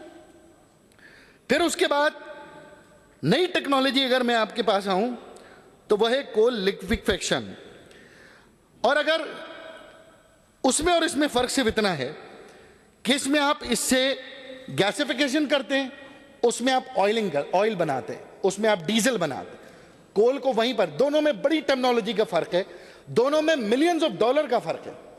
जो लेटेस्ट टेक्नोलॉजी डेफिनेटली वो एक्सपेंसिव है, लेकिन पूरी दुनिया में ये टेक्नोलॉजी अडॉप्ट की जाती है। फिर जो पहली टेक्नोलॉजी आपकी जो यूजीसी जिस पे आप काम कर रहे हैं, उसमें एक बदकिस्मती ये है कि हमारे कोयले में, ये मैंने 2010 में अपनी तकरीर में भी कहा था, 42% आपका मॉइस्चर, ये वो कोयला नहीं है जो आप इंपोर्ट करते हैं, जो सर आप इंपोर्ट करते हैं, ये वो कोयला नहीं, 42% मॉइस्चर है। तो अब थर कोल का जो दूसरा पार्ट है वो है माइनिंग। प्राइम मिनिस्टर साहब 6600 मेगावाट अभी गिडानी में इफ्तिताह करके चले गए, नहीं किया? अच्छा ठीक है सर, वो हमने टीवी पे देखा, इफ्तिताह हो गया। अच्छा, और राजा परवेज अशरफ साहब ने भी पंजाब में किसी जगह पर कोल ट्रांसपोर्टेशन टेक्नोलॉजी के लिए कहा था कि कोल वहां ले जाएंगे, वहां बिजली बनाएंगे, व्हाटएवर। अब मैं आपको बताना चाहता हूं कि ये माइनिंग क्या है। जो यूजीसी है, जो कोल गैसिफिकेशन है, वो मैंने आपको बता दिया 100 ईयर्स ओल्ड है। अब आप बताएं माइनिंग, एक और दूसरा कि कोल ट्रांसपोर्टेशन, कभी किसी ने सोचा है कि ये माइनिंग होगी कैसे? पीटीवी पे एंग्रो के सीईओ इंटरव्यू दे रहे थे, वो फरमाने लगे जी मैं माइनिंग करूंगा, वो डंपर, लोडर, छावल वो लेकर आऊंगा, और ऐसा लग रहा था 120 गज का प्लाट खोद के चले जाएंगे। माइनिंग की मशीनरीज बिल्कुल डिफरेंट हैं, और पाकिस्तान में उसकी इंपोर्ट के लिए आज तक कमेटी तक नहीं बनी कि उन वर्कर्स को वो इंपोर्ट कैसे करेंगे, और जिसकी मिनिमम तादाद जो है ना $75 मिलियन से शुरू होती है। और अगर चलें आप, अगर माइनर से भी वो चले, मैंने मान लिया आपकी बात, माइनर आपका काम करेगा। एक माइनर, अब माइनर कहाँ है? माइनर आपके पास है सवात में, गिलगित में, अफगानिस्तान में। माजरत के साथ सिंध में माइनर नहीं है हमारे पास। माइनर उनकी स्किल्ड डिफरेंट होती है, वो काम ही वही करते हैं, खानदानी काम है उनका। आप ये नहीं कह सकते पूरे केपीके में, पूरे बलूचिस्तान में ये वो जगह है जहां माइनर अवेलेबल है। और इस एक माइनर की जो कैपेसिटी है वो 2 टन पर डे है, 2 टन पर डे। अगर आप 3000 मेगावाट जिसका आप सिंध की बजट बुक्स में दावा करते हैं, अगर आप उसको निकाल के बिजली बना रहे हैं तो इसका मतलब है 60,000 टन चाहिए पर डे, और 60,000 अगर पर टन आपको चाहिए तो 30,000 माइनर चाहिए। 30,000 माइनर बस्ती बसाने जाएंगे अब थर में। 30,000 माइनर को रखना है, उनके लिए पानी का इंतजाम करना है, उनके लिए रिहाइश का इंतजाम करना है, गिलगित से अफगानिस्तान से उनको लेकर आना है, वहां पे उनकी रिहाइश करनी है, उनकी सोशल लाइफ देनी है, उनकी प्रोटेक्शन देनी है, उनकी ट्रांसपोर्टेशन देनी है, उनकी स्कूलिंग, उसकी हेल्थ। आपके पास 30,000 माइनर आगाज ही नहीं हुआ अभी उनका, तो आप 3,000 मेगावाट विदाउट माइनर्स कैसे करेंगे? फिर मैं आखिरी में थर कोल पे एक और बात बताऊं, जो गिडानी वाले रेफरेंस को मैं दूंगा कि जनाब वो ट्रकों के जरिए आएगा। किसी ने कैलकुलेट किया कि एक ट्रक में 70 टन कोयला आएगा। 70 टन कोयले का मतलब है 50% पानी, 50% कोयला। पैसे वो आपसे पूरे लेंगे। और वो ट्रक ये वाले नहीं है सर, अपने रेती बजरी वाले ये जो धक्के पे चल रहे हैं, वो ट्रक भी दूसरे हैं, वो हाइड्रोलिक इक्विप ट्रक हैं। उन ट्रक का थर कोल से गिडानी तक का फासला ही 2 दिन का है, तो आपको जेट्टी भी बनानी पड़ेगी। और जब आप वो ट्रक लेकर आएंगे, और जितना वादा प्राइम मिनिस्टर साहब फरमा रहे हैं 1,20,000 टन चाहिए आपको सिर्फ 6,600 मेगावाट के लिए। सर 1 घंटा पूरा हो गया। मैडम स्पीकर, नहीं मैं इसलिए कह रही हूँ कि थोड़ा सा ख्याल करें। बड़ी 1 घंटा पूरा हो गया। थर सुन ले, ये इन्फॉर्मेशन है मैडम, कहीं नहीं मिलेगी, किसी किताब में नहीं मिलेगी। जब आपको मिल गई तो हमें भी मिल जाएगी। तो आपको 2,000 ट्रक चाहिए। हाँ, कह रही जब आपको मिल गई तो हमें भी मिल जाएगी, लेकिन 1 घंटा पूरा 1 घंटा हो गया। मैं ये गुजारिश करूंगा मैडम स्पीकर कि भाई ये इतनी सारी स्टोरी है, ग्राउंड रियलिटी क्या है? ये थर में बैठे हैं पंजोमल, ये तो चश्मदीद गवाह हैं, चश्मदीद गवाह हैं। आप हुकूमत के चश्मदीद गवाह हैं, वो हकीकत के चश्मदीद गवाह हैं। ये आपको बताएंगे कि थर की सूरत हाल क्या है। तो ये मैं ये समझने से कासिर हूं कि 2008 से ये हमें मामू क्यों बनाया जा रहा है? ये 2008 से हम मामू बना रहे हैं पूरी दुनिया को। तो खुदा के लिए इसकी रियलिटी बताएं कि इसकी रियलिटी क्या है। मैं चाहूंगा कि गवर्नमेंट ऑफ सिंध मुझे इसकी रियलिटी दे। अब एक और एनर्जी, अब एनर्जी में मैं, क्योंकि आपने मुझे टोक दिया तो मैं मुख्तसर करता हूं। इसलिए कह रही हूं कि बिल्कुल ऐसी तकरीर 12:55 पे आपने स्टार्ट लिया था और 1:55। ऐसी तकरीरें बार बार नहीं सुनने को मिलेंगी आपको। मैं भी यही चाह रही हूँ कि आप अपने आपके जज्बात समझ सकता चुके हैं तो करते रहे। मैं आपके जज्बात समझ सकता हूँ। अच्छा, मैं एनर्जी क्राइसिस पे आऊंगा। मैंने पूरी 2008 से लेकर 2015 तक आपकी सोलराइजेशन की स्टोरी इसमें मैंने सुनी है।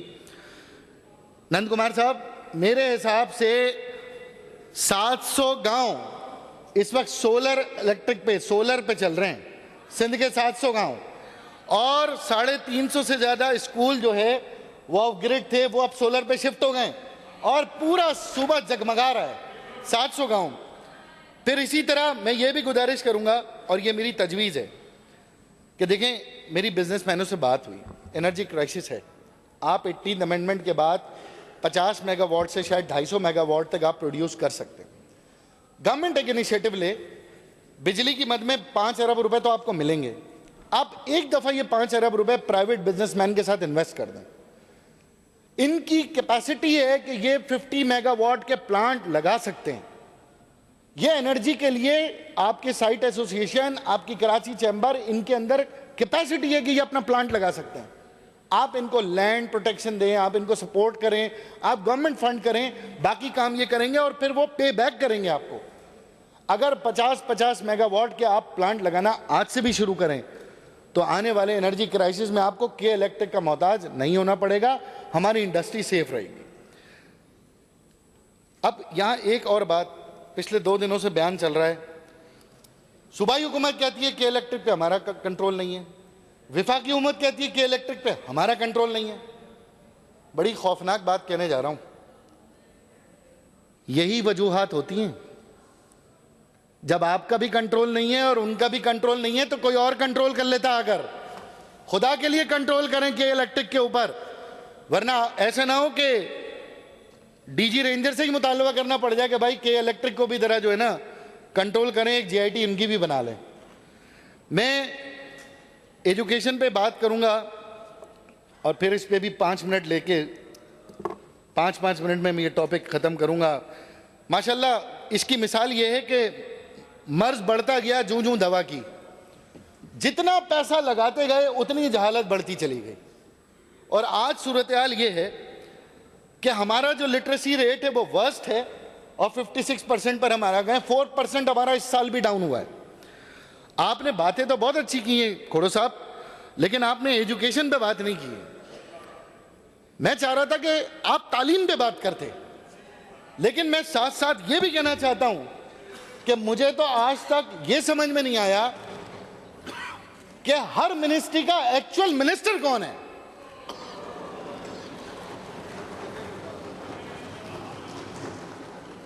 यानी मुझे आज तक ये समझ नहीं आया कि हर मिनिस्ट्री का लिखा तो है ये फलाना फलाना, असल मिनिस्टर कौन है उस मिनिस्ट्री का, ये मीडिया वाले ढूंढ लेंगे।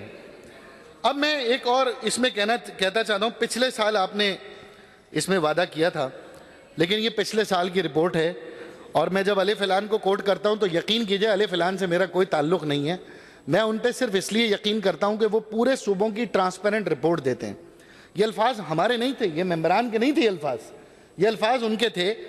ये उन्होंने कहा है ना कि आपने 500 अरब रुपए पिछले 7 साल में तालीम पे खर्च करने के बाद आज भी 51% स्कूल में इलेक्ट्रिसिटी और पानी नहीं।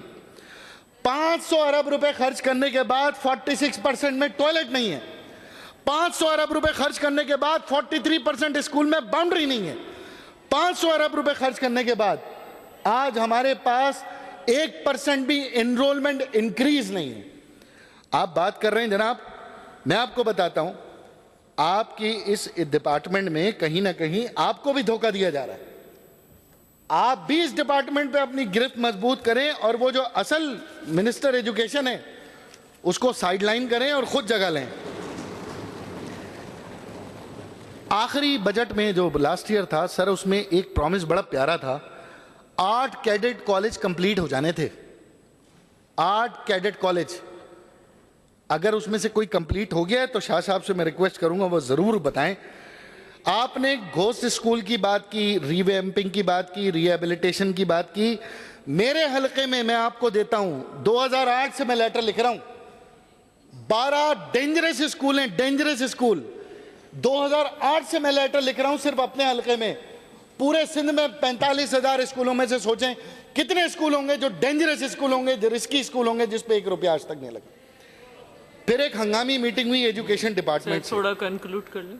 आर्मी पब्लिक, पूरे सिंध में आर्मी पब्लिक स्कूल अटैक के बाद एक हंगामी मीटिंग हुई है मेरी एजुकेशन डिपार्टमेंट में। सेक्रेटरी एजुकेशन से मैं मिला, एडिशनल सेक्रेटरी से मिला, मैं एजुकेशन मिनिस्टर साहब से मिला। मैंने कहा जनाब पूरे सिंध में जिन स्कूलों की बाउंड्री वॉल नहीं है कम से कम उसको कंप्लीट कर लेते हैं, कुछ तो रिस्क फैक्टर कम होगा। और ख़ास तौर पर मैंने कहा कि शहरों में क्योंकि ज़्यादा प्रॉब्लम है, कंजस्टेड आबादी है, सिक्योरिटी का बड़ा, फिर रेंजर्स से अलग मीटिंग हुई, पुलिस से अलग मीटिंग हुई, डिप्टी कमिश्नर से अलग। एपीएस स्कूल के बाद तो ऐसा जज्बा जागा था कि मुझे उम्मीद थी कि कुछ ना कुछ होगा। आज तक टिल टुडे मैंने जितने डेंजरस स्कूल जिनकी बाउंड्री वॉल्स नहीं थी, किसी एक की भी बाउंड्री नहीं लगी। और खुदा ना करे कि दोबारा कोई एपीएस का हादसा सूबे सिंध में पेश आ जाए, अल्लाह ना करे, सुम्मा अल्लाह ना करे। उन माओं को या उस सूबे के अवाम के दिलों पे क्या गुजर रही है वो शायद हम भुला चुके, या उस दर्द को फील, या वो दर्द हमने कम कर दिया। कंक्लूड कीजिए। Law and order situation, education पे बहुत सारी बात थी, लेकिन लॉ एंड ऑर्डर सिचुएशन जनाब 2008 से लेकर 2015 तक 250 अरब रुपए से ज्यादा खर्च हो चुके हैं। 250 अरब, 250 बिलियन। और मेरे पास 2008, 2009, 2010, 2011 और आज 2015 एक वादा आपने हर साल किया, एपीसी लेंगे, असला लेंगे, सर्वेलेंस कैमरे लगाएंगे, सीसीटीवी लगाएंगे। ये लग के ही नहीं दिए आज तक। 250 अरब रुपए खर्च हो गए और हर बजट के अंदर आज भी वही वादा है, आज भी वही वादा है आपका। और अगर मैं आपकी नौकरियों के वादे निकालूं तो 7 साल में आप अब तक 40,000 पुलिस वाले भर्ती कर चुके हैं। बदकिस्मती से वो भर्ती वहीं की वहीं रुकी हुई। 40,000 आपकी बजट बुक्स 2008 से मुझे कहती है कि आपने पुलिस में 40,000 भर्तियां करनी है। क्यों नहीं कर सके? आपको क्या प्रॉब्लम था? ये तो आप ही बताएंगे।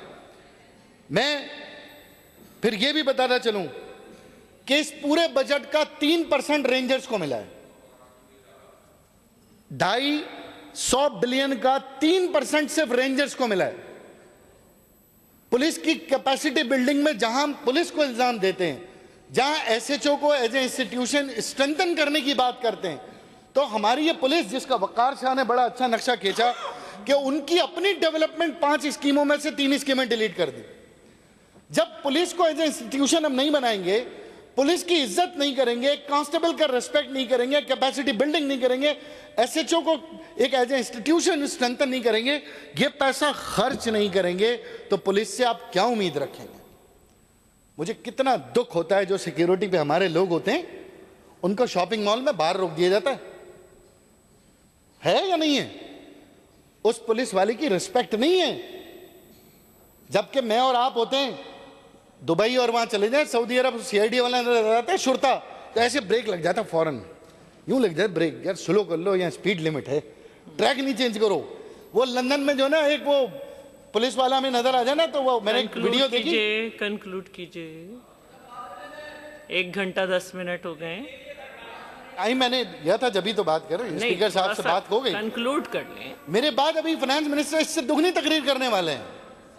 नहीं, कंक्लूड कर लें। मैं ये नहीं कह रही कि आप नहीं करें, कंक्लूड कर लें। मैं चुपचाप बैठे। एक और बात ये करूंगा, जहां पुलिस की कैपेसिटी बिल्डिंग होनी है, वहां इस फ्लोर ऑफ द हाउस मुझे ये भी पता चला था कि 1200 पुलिस एहलकार ऐसे हैं जिन पे क्रिमिनल एफआईआर है। आज रेंजर्स निशानदेही कर रही है, आज रेंजर्स भी उठा रही है, रेंजर्स भी गिरफ्तार कर रही है, लेकिन हमें अपनी पुलिस को स्ट्रेंथन करना है, अच्छे ऑफिसर्स को लगाना है, लोकल पुलिसिंग को प्रमोट करना है।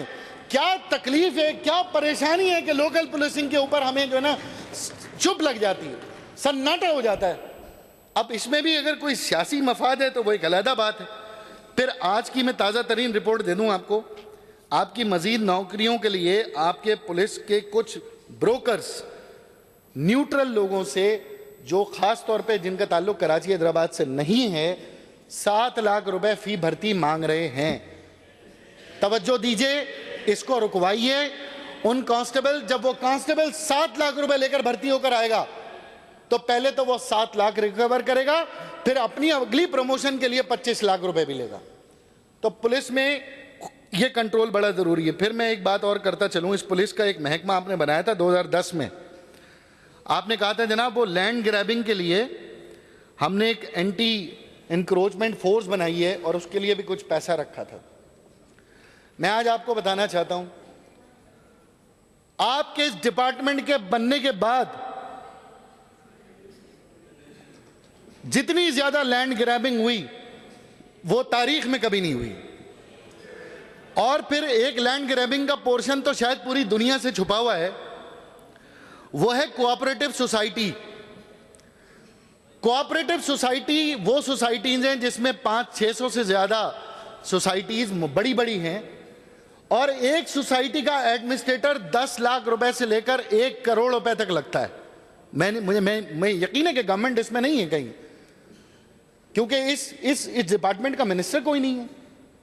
सेक्रेटरी कोऑपरेटिव को मैंने 4 दफा बुलवाया है कि मुझे कोऑपरेटिव पे ब्रीफिंग दो, वो 4 दफा बीमार हो गया और अब मुझे 10 दिन की छुट्टी का लेटर पकड़ा के चलेगा कि भाई मैं नहीं आ रहा। इसी तरीके से लॉ एंड ऑर्डर पे जब मैं बात करूं, अच्छा देखिए मैंने प्योरली आपके फिस्कल पॉलिसीज और आपकी इंप्लीमेंटेशन पॉलिसीज की मुखालफत की, और यही मैंने अपने मेंबरान से कहा था, हमने पीपल्स पार्टी के खिलाफ बात नहीं करनी, हमने गवर्नमेंट के खिलाफ बात करनी। हम गवर्नमेंट की पॉलिसीज पे तनकीद करेंगे। लेकिन जावेद नागौरी साहब, आपने मिस्टेक कर दी थोड़ी। अब मैं नहीं चाह रहा था कि इस किस्म की तकारीर हो, ये जुमला हो, मेरी समझ से बाहर था। बजट स्पीच में आप मुसलसल वजीर आजम नवाज शरीफ को महाजिर साबित करने पे क्यों तुले हुए थे? आपका क्या बेनिफिट था उसमें? मैंने आपका जाती इंटरेस्ट क्या था? और दूसरा, आपने बात की कि आपने बड़ी खिदमत की, बहुत खिदमत की होगी और मुझे यकीन है कि आपको करना भी चाहिए। लेकिन मैं आपको एक बात बता दूं, निजामत के दौर में आपका नाजिम मुंतखब हुआ था और इस बात पे अब मैं शर्त लगा सकता हूं, जो चाहे हालत रोजे में कलमा पढ़ के लगा लें, एक प्रेस कॉन्फ्रेंस, एक प्रेस रिलीज उस नाजिम की नहीं है कि मुझे फंड्स नहीं मिले। और 2010 में एडमिनिस्ट्रेटर रईसी ने सबसे पहले प्रेस कॉन्फ्रेंस की थी और उसने कहा कि सिंध गवर्नमेंट ने मेरे फंड्स में कटौती कर दी और ओजीटी जो मिला उससे मैं तनख्वाह नहीं दे सकता। लियारी में 5 अरब रुपए से ज्यादा पैसा मुख्तलिफ स्कीम्स में गया, जिसमें मैं एजुकेशन सेक्टर की बात नहीं कर रहा, वो डेवलपमेंट का पैसा था 5 अरब रुपए।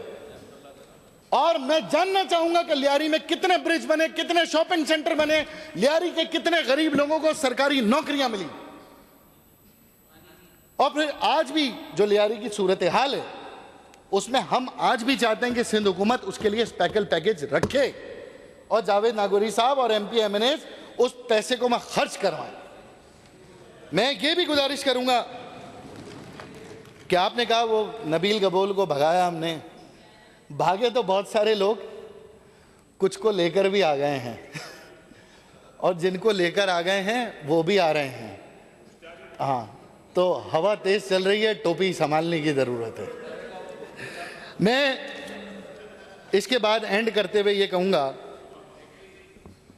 Technical development program, youth development program आपकी बजट बुक से 7,18,503 7,18,503 यूथ ट्रेंड हो चुके, क्वालिफाइड हो चुके और माशाल्लाह उनकी 50-50 हज़ार पे तनख्वाहें तो होंगी।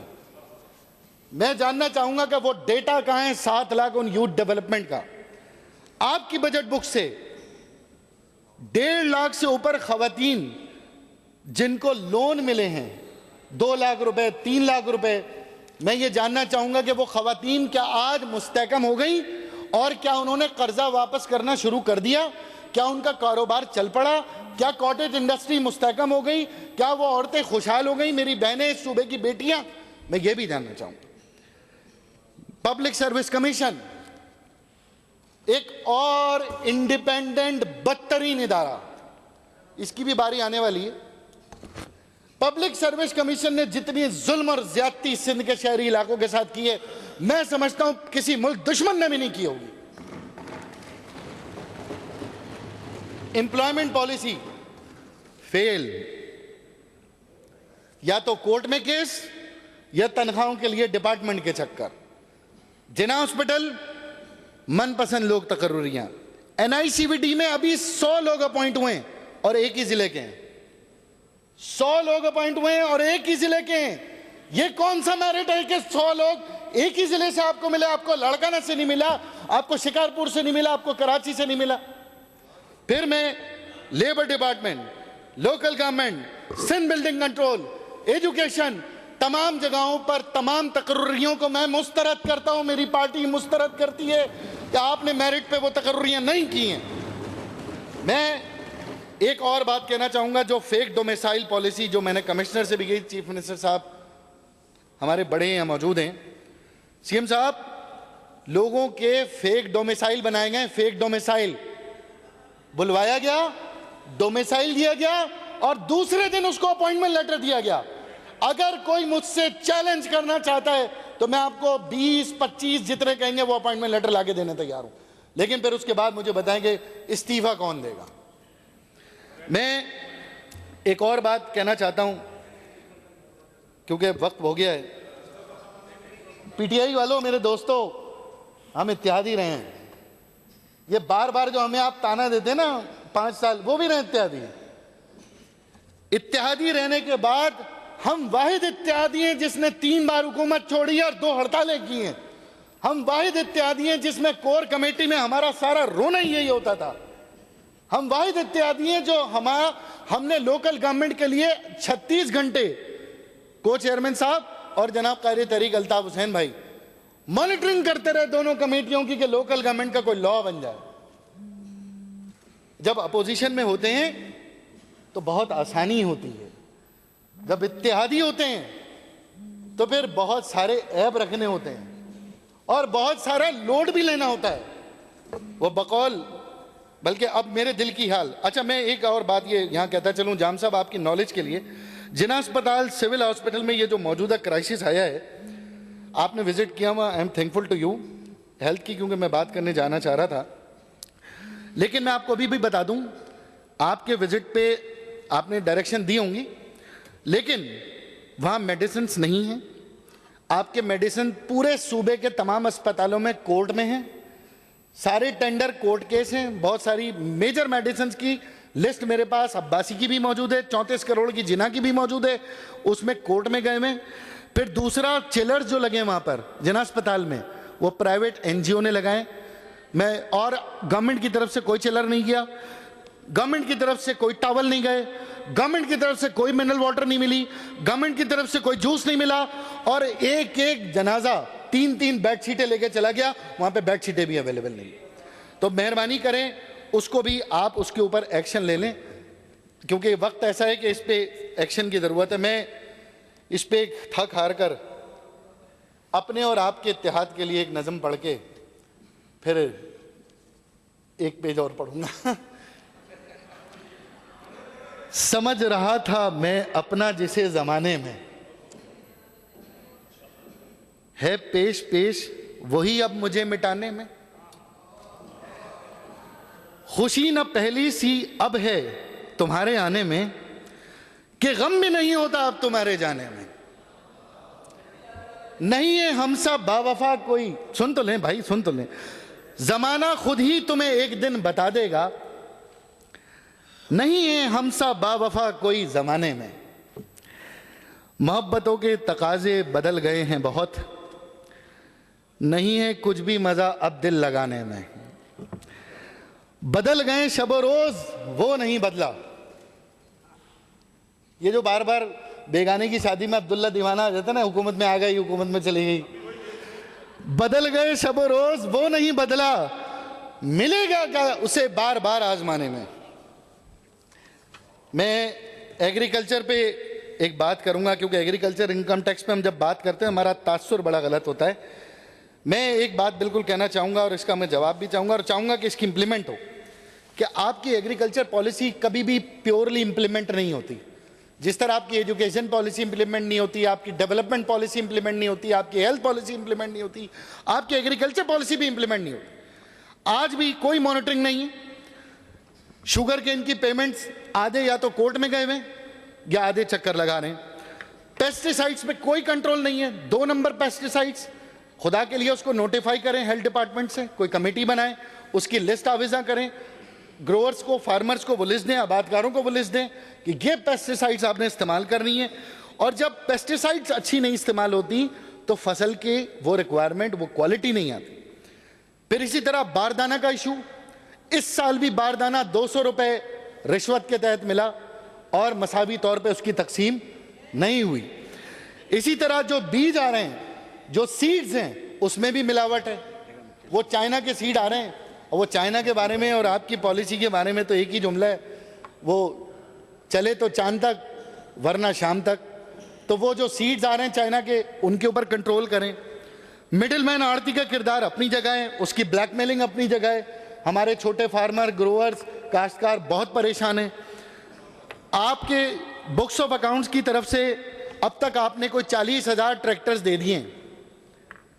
मतलब मुझे तो ऐसा लग रहा था कि जब मैं हैदराबाद क्रॉस करूंगा तो मुझे हर 100 फीट पे एक ट्रैक्टर नजर आएगा, लेकिन वो ट्रैक्टर ढूंढने से नहीं मिल रहे मुझे। तो अगर आप में से किसी को मिल रहे हैं तो बिल्कुल बताइएगा।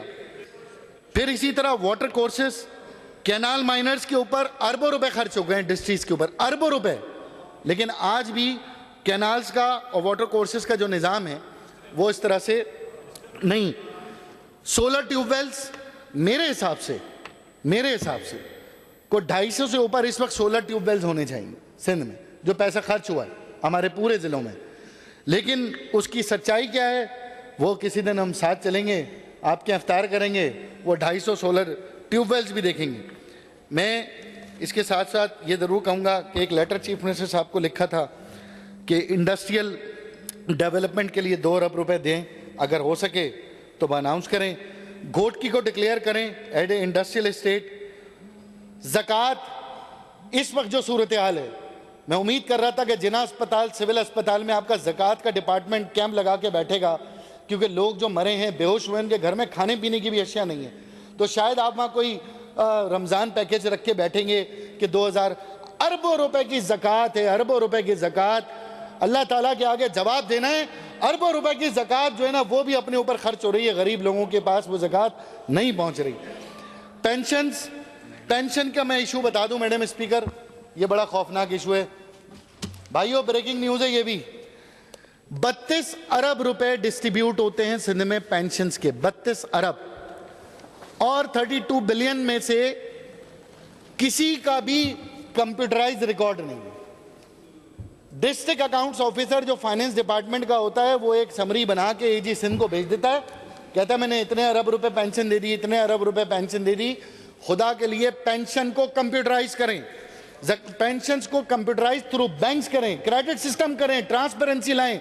और मैं आपको एक और बात बताऊं, कितने ही लोग मर गए जो अभी भी पेंशन ले रहे हैं। लोग मर गए पेंशन ले रहे हैं, लोग मुल्क से बाहर चले गए और पेंशन ले रहे हैं। यह हुकूमत का पैसा है, इसकी हिफाजत करें। सैलरी में 10% इजाफे को फौरन बढ़ाकर 20% किया जाए। और ये मैंने एक लेटर लिखा था आरओ प्लांट्स की तफसील के लिए, मुझे जवाब आया है, अब मैं क्योंकि जल्दी जल्दी कर रहा हूं, मुझे जवाब आया है, मिनिस्टर स्पेशल इनिशिएटिव को भेज दिया गया है, उनकी इजाजत से आपको तफसील देंगे। मुझे इंशाअल्लाह ताला इस बजट के बाद मैं एक एक डिपार्टमेंट को लेटर लिखूंगा, एक एक डिपार्टमेंट की कारकर्दगी और उसकी परफॉर्मेंस, उसके एक्सपेंडिचर पे हम बात करेंगे। मेरी सेक्रेटरी साहब से रिक्वेस्ट है, मुझे इस किस्म का लेटर ना भेजें, इस किस्म का लेटर मुझे ना भेजें। आपका काम है, मैं लीडर ऑफ द अपोजिशन हूं, इस हाउस का मेंबर हूं, मुझे आपसे जवाब चाहिए। इन मेंबर्स में से कोई भी आपको लेटर लिखेगा, आपको जवाब देना होगा। अगर आप लेटर का जवाब नहीं देंगे तो हम आपके खिलाफ प्रेस कॉन्फ्रेंस भी करेंगे। और इस ब्यूरोक्रेसी, जो सब लोग खराब नहीं है, बहुत सब नहीं है, बहुत अच्छे अच्छे लोग भी हैं, हमारे दोस्त भी हैं, हमारे साथ बैठते भी हैं। आज शाम भी कुछ हमारे सेक्रेटरीज के साथ हमारा इफ्तार है, कल भी होगा, रमज़ान के बाद भी होगा।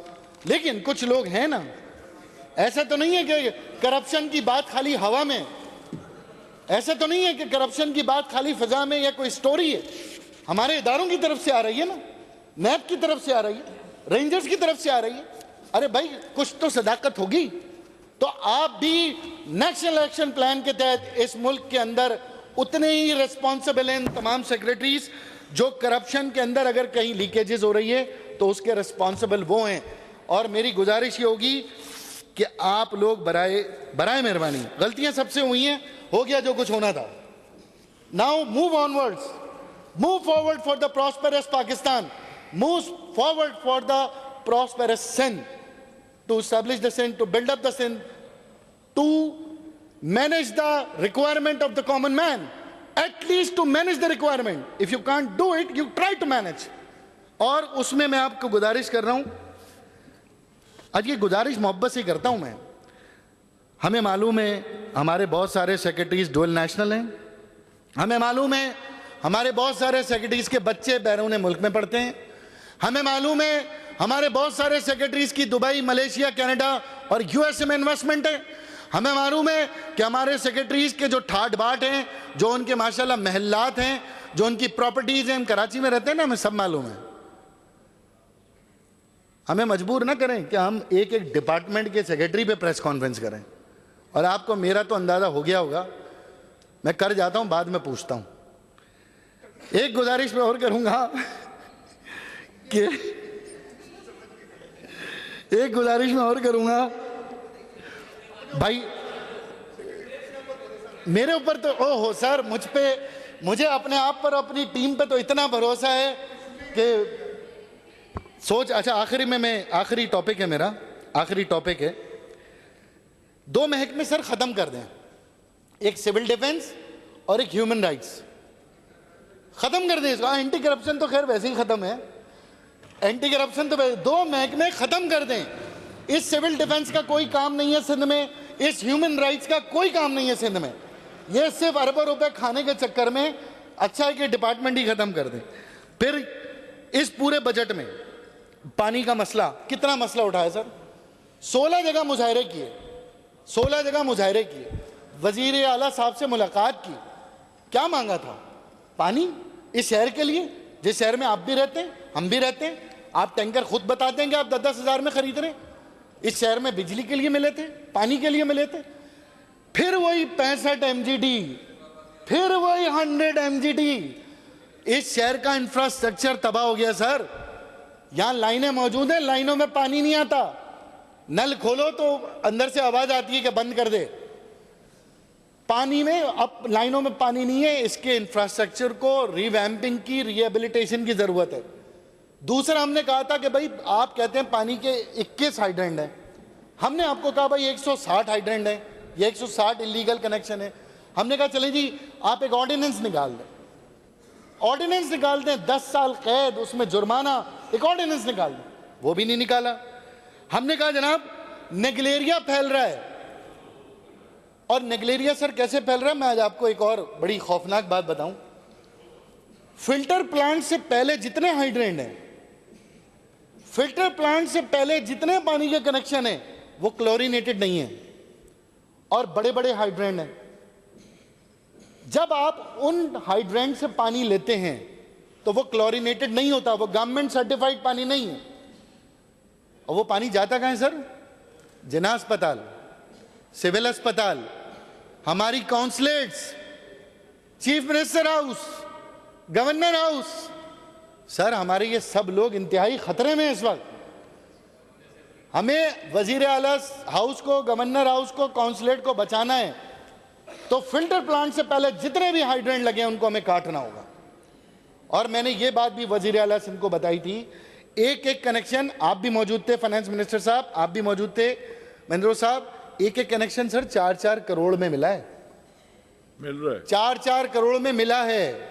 अब मिल रहा है या नहीं मिल रहा, काफी लोगों का दम निकल गया वैसे, लेकिन 4-4 करोड़ में मिल रहा है। फिर आखिरी में मैं एक कैलकुलेशन आपको बताता जाऊं सर। 21 हाइड्रेंट है, गवर्नमेंट ऑफ सिंध को मिलता है 1 करोड़ 10 लाख रुपए, 1 करोड़ 10 लाख रुपए आपको लीगल पैसा मिलता है। एक हाइड्रेंट पर मंथ 10 करोड़ रुपए कमाता है, जिसमें 4 फिलिंग पॉइंट होते हैं। 3.5 मिनट में एक हाइड्रेंट भरता है। अगर 24 घंटे ना चले, सिर्फ 10 घंटे भी चले, तो 500-600 टैंकर भरते हैं। 10 करोड़ रुपए मिनिमम एक हाइड्रेंट कमाता है। अगर 160 इलीगल हाइड्रेंट हैं, तो सर इस शहर का कितना पैसा टेररिज्म में इस्तेमाल हो रहा होगा, कितना पैसा मनी लॉन्ड्रिंग में इस्तेमाल हो रहा है, और गवर्नमेंट को मिल रहा है सिर्फ 1 करोड़ 10 लाख। तो मेरी गुजारिश है, आप तमाम हाइड्रेंट पे मीटर लगाएं, तमाम मेन राइजिंग पे मीटर लगाएं। आप 1 अरब रुपए जनरेट कर सकते हैं अगर आप सिर्फ पानी पे कंट्रोल करें, वो पैसा भी आपके खजाने में आएगा। मेरी तमाम तर तकरीर हो चुकी। कारकर्दगी ये है कि जुडिशरी को आपने मजबूत किया तो पानी का मसला तो कोर्ट में, दवाओं का मसला तो कोर्ट में, पंपिंग स्टेशन या हाइड्रेंट गिराना है तो कोर्ट में, थर का मसला तो सोमोटो, खवातीन पर जुल्म तो कोर्ट में, प्रमोशन का मसला, ट्रांसफर का मसला तो अदालतों में, जमीनों का मसला तो अदालतों में, नौकरियां मिली हैं तो अदालतों में, गंदम मिल रही है तो अदालतों में, ट्रांसपोर्ट है तो। ये सूबा तो सर सोमोटो का हाईएस्ट रिकॉर्ड हो चुका है यहां पर। ये वाहिद सूबा है जिसमें सबसे ज्यादा सोमोटो लिए हैं अदालतों ने। तो मैं ये गुजारिश इस कारकर्दगी के साथ ये कहूंगा कि हमें प्रॉब्लम हल करना है। ये पूरी अपोजिशन की जितने एमपीएस यहाँ मौजूद हैं, इंक्लूडिंग पीटीआई, फंक्शनल और पीएमएल-एन और एमक्यूएन, हम आपके साथ आपके प्रॉब्लम्स हल करने में, आपके साथ ट्रांसपेरेंसी लाने में, करप्शन को एलिमिनेट करने में, डिलीवरी करने में आपके शाना बशाना हमेशा आपके साथ हैं, कभी पीछे नहीं रहेंगे। लेकिन ये सारी तकरीर जो मैंने की है, ये सिर्फ और सिर्फ आपका जो तरीक़ा हुकूमत है, जो तर्ज हुकूमत है, आपके अपने एमपीएस सर रोते हैं सर। अब मैं और क्या बात करूं, आपके अपने एमपीएस रोते हैं, उनकी स्कीमें तक जो है ना मंजूर नहीं होती। तो मैं खैर कुछ लोगों से दोस्ती भी है सर, तो मैं, आप मजबूर नहीं करिएगा नाम के लिए। तो मैं ये गुजारिश करूंगा कि आप अपने तर्ज हुक्मरानी को ट्रांसपेरेंट करें, उस पर इम्प्रूव करें। मैं इंशाल्लाह इसी बात के साथ इजाज़त चाहूँगा, इस दुआ के साथ कि अल्लाह ताला हम सबको, हमारे सूबे को दुश्मन की नज़र से महफूज रखे, हासिदों के हसद से महफूज रखे, हमें पूरे सूबे में कराची तक कश्मीर ईमानदाराना मुनसिफाना तरीके से वसाइल की तकसीम करने की तौफीक अता फरमा। और मैं ये भी गुजारिश करूँगा कि देखें जो रीसेंट क्राइसिस हुआ है इसमें हुकूमत सिंध की भी गलती है, के इलेक्ट्रिक की भी गलती है, वाटर बोर्ड की भी गलती है, विफाकी हुकूमत की भी गलती है। हम समझते हैं कि आप अपनी इस जिम्मेदारी को महसूस करते हुए अपने रवैये को बेहतर करें। मैं आखिर में शेर एक अर्ज़ करते हुए अपनी नशिस्त लूँगा कि ज़माना मोतरफ़ है हमारी इस्तकामत का। फैसल भाई, ज़माना मोतरफ़ है हमारी इस्तकामत का, ना हमने शाखे गुल ना हमने काफ़िला बदला, ना हम मंजिल से बाज आए ना हमने रहनुमा बदला। जी अल्ताफ़ हुसैन, जी मुत्तहदा, जी Sindh. Thank you very much.